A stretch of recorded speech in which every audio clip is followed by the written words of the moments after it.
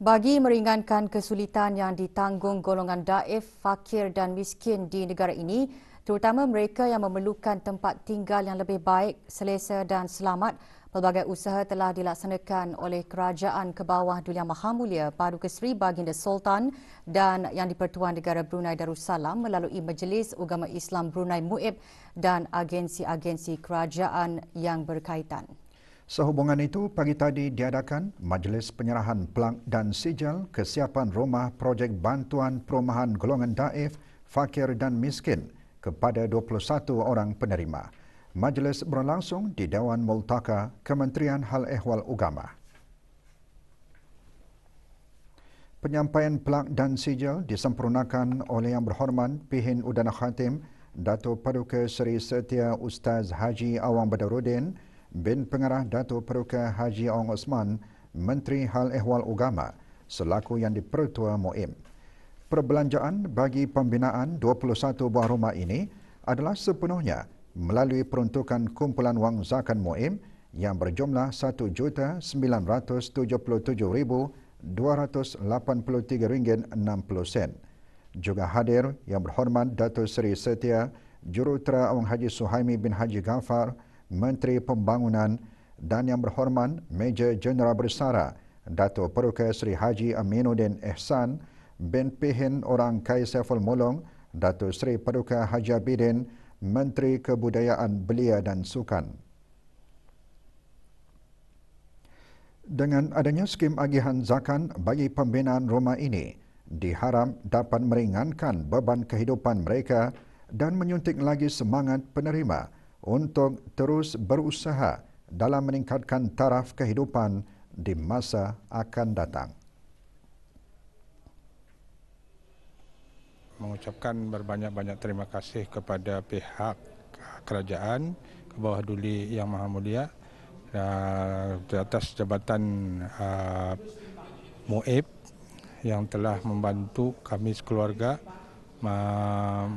untuk memberikan kedudukan rumah untuk kami mendiami, dan masa ini sudah siap dan diserahkan pada pihak keluarga kami semua.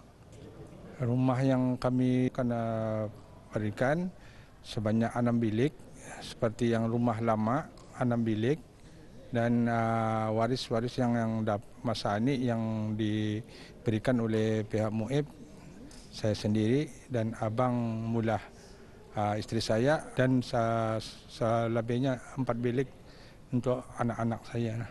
Kami mohon rumah ini sebab sebelum ini laki ku bekerja, tapi sebab pincin tempatnya tinggal itu untuk staf house kan, jadi tidak boleh sudah tinggal sana. Ya kami mohon bantuan MUIB mahanu setingkat, mempunyai 3 bilik sama 2 jamban, dapur, sama ruang tamu.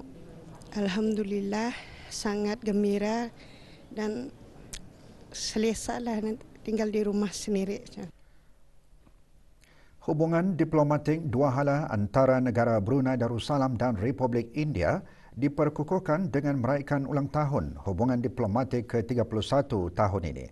Hubungan pelbagai aspek kedua-dua buah negara semakin berkembang dalam beberapa tahun ini bersifatkan muhibah, saling menghormati dan kesaling fahaman. Meskipun ketika berdepan kesukaran semasa pandemik COVID-19, kedua-dua buah negara terus berusaha mengekalkan momentum hubungan dua hala melalui kemajuan berterusan yang dikenal pasti semasa Foreign Office Consultation yang berlangsung pada bulan Jun 2019 dan First Joint Trade Committee Meeting yang berlangsung pada September 2018. Tuan Yang Terutama Ajanish Kumar, Pesuruhjaya Tinggi India ke negara Brunei Darussalam, berkata demikian semasa majlis resepsi sempena sambutan Hari Republik India ke-72 tahun. Majlis diadakan semalam di The Empire Brunei, Jerudong.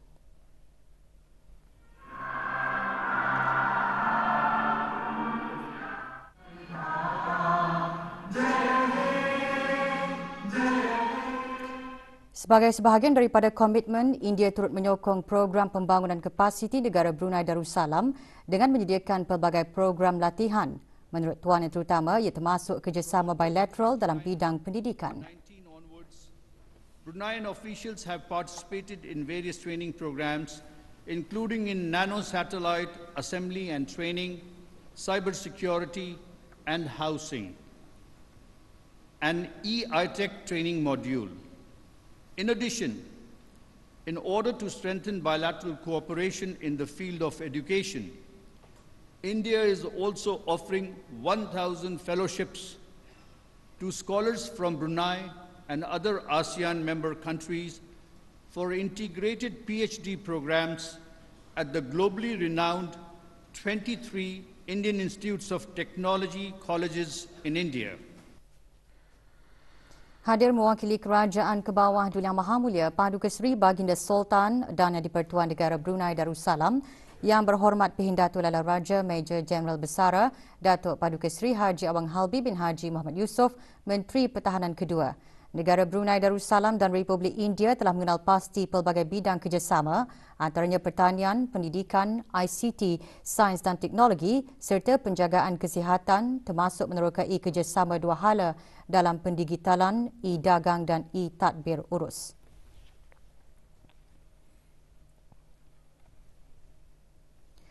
Empat kes aktif masih dirawat di Pusat Pengasingan Kebangsaan dan 595 orang sedang menjalani pengasingan diri mandatori. Butiran penuh mengenainya selepas petikan titah.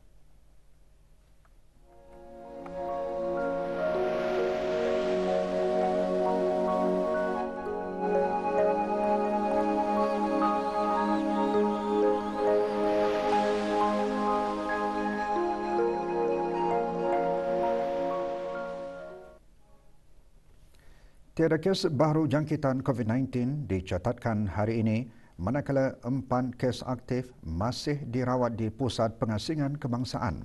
Dalam siaran akhbar mengenai perkembangan situasi jangkitan COVID-19 di negara Brunei Darussalam, Kementerian Kesihatan memaklumkan jumlah keseluruhan kes jangkitan kekal 176 dengan kes sembuh seramai 169 orang.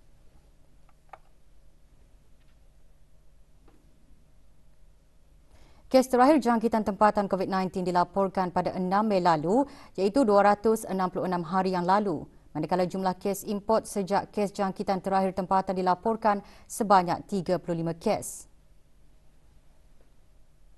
595 orang sedang menjalani pengasingan diri mandatori, manakala 11,958 orang menamatkan pengasingan diri mandatori sejak Mac 2020. Sementara itu, 346 sampel ujian virus SARS-CoV-2 telah dilaksanakan dalam tempoh 24 jam, menjadikan jumlah keseluruhan ujian makmal yang dijalankan sejak Januari 2020 90,457. Maklumat lanjut dan perkembangan terkini layari laman sesawang Kementerian Kesihatan dan talian Kesihatan 148.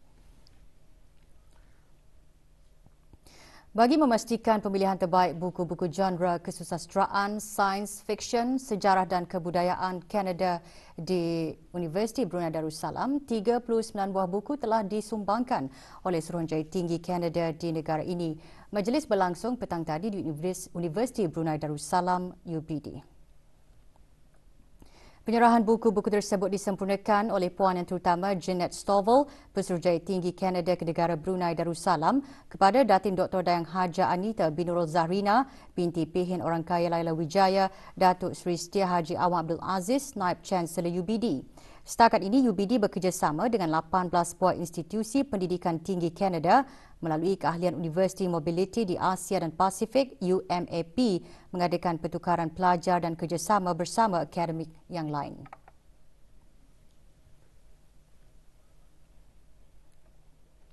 Beberapa lokasi tapang, perusahaan serta kegiatan berkaitan dengan aktiviti-aktiviti pertanian, perhutanan dan pelancongan di daerah Temborong menjadi tumpuan lawatan yang berhormat ahli-ahli Majlis Mesyuarat Negara pagi tadi.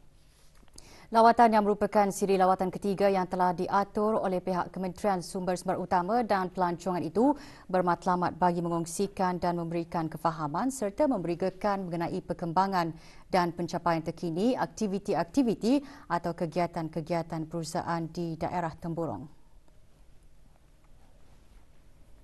16 orang rombongan yang berhormat ahli-ahli Majlis Mesyuarat Negara menyertai program lawatan ini. Menyertainya Dang Hajah Tutiati binti Haji Abdul Wahab, Setiausaha Tetap Kementerian Sumber-Sumber Utama dan Pelancongan. Turut serta Awang Wardi bin Haji Muhammad Ali dan Awang Muhammad Yusri bin Haji Junaidi, Timbalan-Timbalan Setiausaha Tetap Kementerian Sumber-Sumber Utama dan Pelancongan. Taman Rekreasi Hutan Bukit Patoy yang terletak di kawasan Hutan Simpan Peradaian menjadi tumpuan lawatan pertama rombongan. Tapak ini dibukakan kepada orang ramai pada tahun 97 dan merupakan salah satu taman rekreasi hutan di bawah kawalan Jabatan Perhutanan dengan keluasan 1,073 hektar yang dilengkapi dengan beberapa kemudahan untuk pengunjung seperti surau, pondok rehat, tandas awam dan kawasan letak kereta termasuk trek laluan hutan. Pada tahun 2020, lebih kurang 6,595 orang telah dicatatkan berkunjung ke taman tersebut. Rombongan yang berhormat ahli-ahli Majlis Mesyuarat Negara juga berkesempatan mendengar taklimat serta penerangan mengenai cadangan bagi projek pembinaan restoran di kawasan berkenaan bagi meningkatkan lagi prasarana kemudahan serta daya tarikan taman rekreasi hutan ini.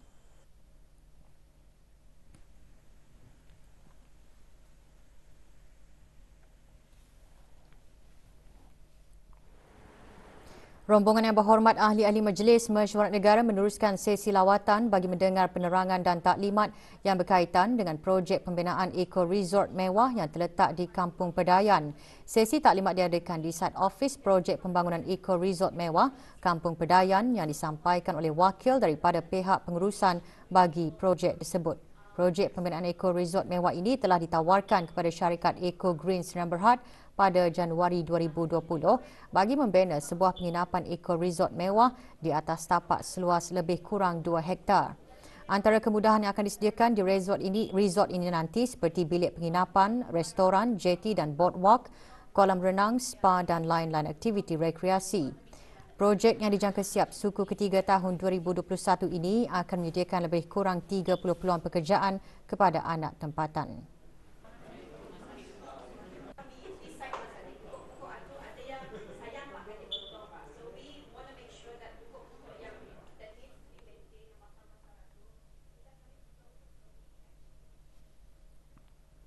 Seterusnya, rombongan yang berhormat ahli-ahli Majlis Mesyuarat Negara melawat ke tapak ladang pertanian milik syarikat Crop Bee Farm yang terletak di kawasan kemajuan pertanian KKP Kampung Semabat, Mukim Bokok. Rombongan mendengar taklimat daripada Dayang Siti Nur Syazwani binti Haji Awang, pengurus dan pemilik syarikat berkenaan. Syarikat tersebut telah ditawarkan tapak seluas 20 hektar di bawah projek rintis pada Mei 2019 bagi mengusahakan aktiviti peladangan tanaman buah-buahan bermusim seperti durian, petai, rambutan, langsat, duku dan pulasan mengenai sebagai tanaman utama dan juga tanaman buah-buahan tidak bermusim seperti pisang, nenas dan piasau serta sayur-sayuran sebagai tanaman sampingan. Pada tahun lepas, dari hasil tanaman sampingan, pihak syarikat telah berjaya mengeluarkan hasil lebih kurang 543 kg yang bernilai RM2,076. Pada masa ini, syarikat mempunyai 3 orang pekerja yang kesemuanya terdiri daripada anak tempatan.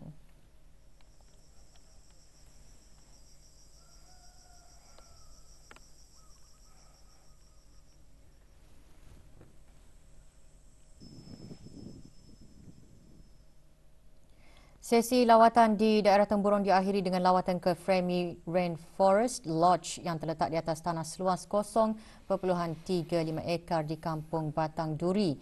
Fremy Rainforest Lodge merupakan salah satu destinasi pelancongan yang popular di daerah Temburong.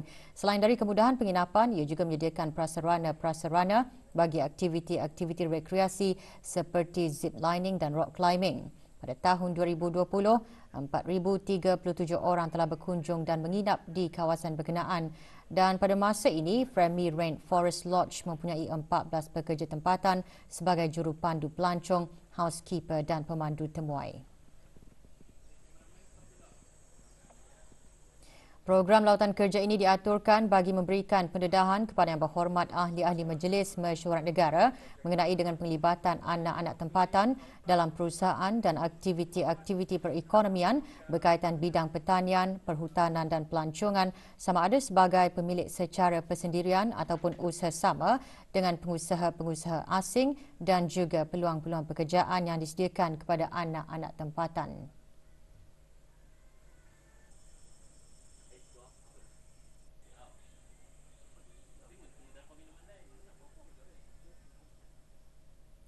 Lawatan kita ni pada hari ini ke Temburong, hasilnya nampak ada banyak perkembangan lah yang sudah diusahakan dari PRT. So kita ni sebagai ahli Majlis Mesyuarat, kita ni pun memang berbangga apa yang dikerjakan oleh usahawan-usahawan ketani di Brunei. Ada ketani nampak juga yang ada yang muda, ada yang bagas pension atau kerja di kerajaan, yang dorang pun melanjutkan usaha mereka untuk membangunkan sektor pertanian ini. So kami berharap mungkin dalam setahun, maybe tahun depan lagi, banyak lagi hasil-hasil yang dapat dia itulah dimajukan di Temburong ini. So mudahan saja apa yang mereka jalankan, insyaAllah dengan koperasi dari kementerian dan juga dari orang awam sama pengusaha di Temburong juga, kita ni berharap apa yang mereka melanjutkan itu diterima untuk mensumbangkan untuk KDNK negara. Program lawatan bagi yang berhormat ahli-ahli Majlis Mesyuarat Negara akan diteruskan lagi dengan siri lawatan keempat, iaitu siri lawatan terakhir bagi tahun ini ke tapak-tapak perusahaan pertanian di daerah Brunei dan Muara yang akan diadakan pada hari Sabtu 30 Januari.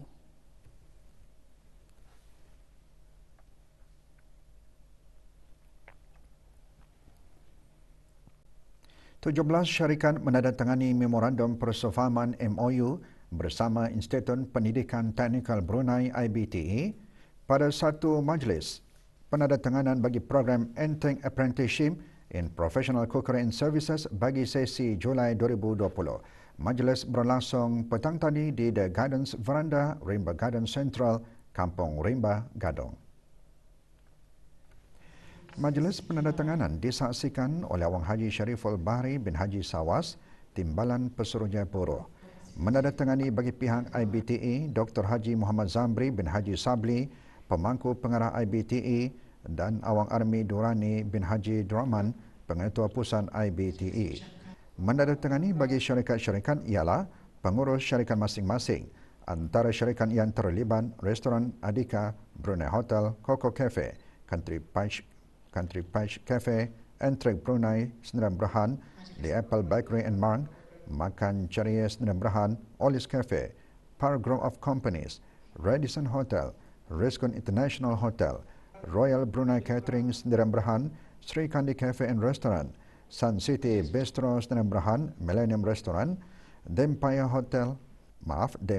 Brunei, The Garden Veranda dan Wafa Hotel and Apartment.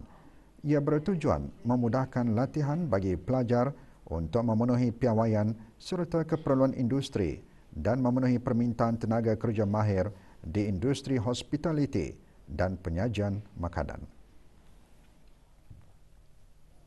Dengan modernisasi dan revolusi yang melanda dunia kini, kedudukan bahasa Melayu perlu dititik beratkan diselidik untuk melihat tahap penggunaannya agar sentiasa berterusan dan tidak pupus di telan zaman. Antara konteks penyelidikan yang dapat dikaitkan dengan situasi tersebut ialah kajian perancangan bahasa atau sosiolinguistik yang akan melihat penggunaan bahasa Melayu. Pemangku Pengarah Dewan Bahasa dan Pustaka berucap demikian pada Taklimat Penyelidikan Bahasa Melayu di negara Brunei Darussalam fasa ketiga peringkat institusi pendidikan. Taklimat berlangsung petang tadi di Dewan Bahasa dan Pustaka Brakas.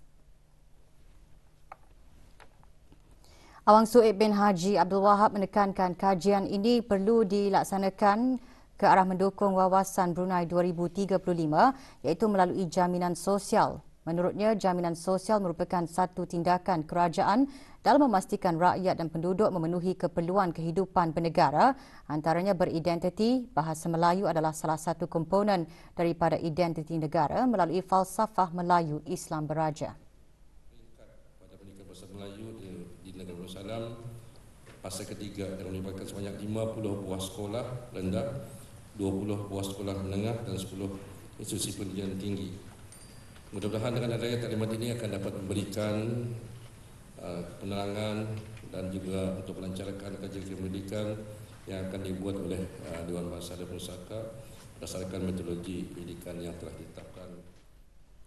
Lebih 100 peserta terdiri dari pensyarah dan guru-guru peringkat sekolah rendah, menengah dan institusi pengajian tinggi kerajaan dan swasta menyertai taklimat berkenaan. Taklimat antara lain bertujuan untuk memberigakan mengenai penyelidikan bahasa Melayu yang akan mula dilaksanakan pada Februari akan datang di peringkat institusi pendidikan di keempat-empat daerah.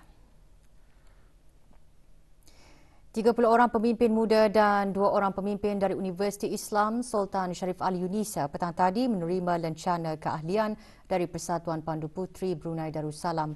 Majlis diadakan di Ibu Pejabat Persatuan Berkenaan di Anggrek Desa. Lencana keahlian ini merupakan syarat utama bagi membolehkan ahli persatuan menyertai kegiatan Persatuan Pandu Puteri dan kegiatan yang dianjurkan oleh Persatuan Pandu Puteri dan Pengakap Puteri sedunia. Sebelum menerima lencana keahlian, setiap ahli baru hendaklah berdaftar sebagai ahli Persatuan Pandu Puteri selama 3 bulan dan bergiat aktif dalam kegiatan-kegiatan kepanduan yang diadakan serta memahami asas-asas kepanduan termasuk persetiaan Undang-Undang Pandu Puteri dan Lagu Dunia.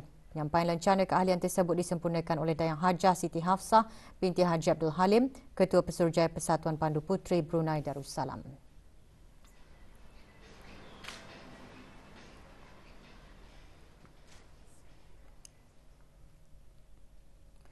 Berikutan dengan penyebaran mesej tular melalui aplikasi media sosial WhatsApp dan Facebook baru-baru ini mengenai perbuatan penipuan menjual nombor pendaftaran kenderaan menggunakan maklumat peribadi palsu, Jabatan Pengangkutan Darat JPD memaklumkan kes berkenaan sedang dalam siasatan pasukan polis di Raja Brunei. JPD mengingatkan orang ramai untuk sentiasa berhati-hati dalam mendapatkan perkhidmatan atau langganan berkaitan dengan JPD yang ditawarkan di luar daripada perkhidmatan pejabat JPD atau laman rasmi JPD atau ditawarkan oleh mana-mana pihak individu yang diragui kesahihannya. Khusus mengenai nombor pendaftaran, orang ramai bolehlah mendapatkan nombor pendaftaran kenderaan melalui 2 cara yang teratur iaitu tawaran tertutup closed tender dan tawaran terbuka open tender. Tawaran tertutup closed tender ialah tawaran nombor pendaftaran yang dibuat melalui pengeluaran iklan-iklan tawaran melalui siaran radio dan televisyen Brunei, saluran media rasmi seperti Pelita Brunei atau media cetak seperti Borneo Bulletin serta laman web rasmi JPD. Sementara itu, tawaran terbuka open tender adalah bagi nombor pendaftaran kenderaan selainnya yang boleh dipohonkan secara dalam talian online melalui email rasmi JPD dan melalui kaunter perkhidmatan berkenaan. JPD juga menyediakan perkhidmatan serah milik nombor pendaftaran kenderaan. Orang ramai adalah dinasihatkan untuk menggunakan perkhidmatan ini dengan baik demi mengelakkan sebarang unsur penipuan dan perselisihan faham dengan berurusan ke kaunter JPD yang telah disediakan. Orang ramai diingatkan adalah menjadi kesalahan melakukan penyamaran sebagai seorang penjawat awam dan perbuatan ini boleh didakwa di bawah Undang-Undang Negara Brunei Darussalam mengikut Seksyen 170 Kanun Hukuman Jenayah Penggal 22 yang membawa hukuman penjara sehingga tempoh 7 tahun atau denda. Bagi memakai tanda yang digunakan oleh kaki tangan kerajaan dengan niat hendak menipu adalah kesalahan mengikut Seksyen 171 Kanun Hukuman Jenayah Penggal 22 membawa hukuman penjara 3 tahun atau denda. Manakala perbuatan menyebarkan maklumat tidak sahih atau palsu dan direka semata-mata berniat untuk mengelirukan adalah menjadi kesalahan dan boleh dilaporkan di bawah Akta Ketenteraman Awam Penggal 148 Seksyen 34 yang membawa hukuman penjara 3 tahun dan denda sebanyak RM3,000. Bagi maklumat lanjut, hubungi JPD di talian 245-1979 atau 80 atau 87 pada waktu pejabat atau email info_limited@jpd.gov.pn atau layari www.jpd.gov.pn. Dalam meningkatkan aktiviti penguatkuasaan di negara ini dengan melaksanakan secara berterusan pemantauan dan pemeriksaan, Jabatan Imigresen dan Pendaftaran Kebangsaan Negara Brunei Darussalam, bahagian penguatkuasa Undang-Undang Kuala Blain pagi tadi mengadakan operasi Langis. Dalam pemeriksaan ke atas kawasan Pandan, seorang warga negara asing ditahan dan disiasat di bawah Akta dan Peraturan Imigresen Penggal 17 kerana telah melanggar peruntukan Peraturan 15-2 tidak bekerja dengan majikan asal. Jabatan ini mengalulukan orang ramai bagi sama-sama memberikan makluman berhubung dengan pesalah imigresen. Sebarang makluman, hubungi talian hotline Jabatan Imigresen dan Pendaftaran Kebangsaan 873-4888 atau 875-3888. Daripada 610 calon yang menduduki peperiksaan Sijil Pelajaran Agama Brunei SPUB bagi tahun 1441 Hijrah 2020 Masihi, 422 calon telah berjaya memperoleh sekurang-kurangnya pangkat jain dalam semua pelajaran. Bahagian peperiksaan Jabatan Pengajian Islam Kementerian Hal Ehwal Agama dalam siaran akhbar menyatakan keputusan peperiksaan Sijil Pelajaran Agama Brunei SPUB bagi tahun 2020 telah dikeluarkan. Keputusan pada tahun ini meningkat 3.20% berbanding tahun 2019. Slip keputusan boleh diperoleh di sekolah masing-masing. Sehubungan itu, bagi calon-calon yang lulus dan berminat untuk meneruskan pengajian mereka ke peringkat Prayu di Sekolah Menengah Arab Laki-Laki Hasnal Bolkiah, bolehlah mengambil borang pendaftaran kemasukan ke sekolah berkenaan mulai 28 Januari 2021 pukul 2 petang. Tarikh akhir bagi mengembalikan semula borang tersebut pada hari Isnin 8 Februari 2021.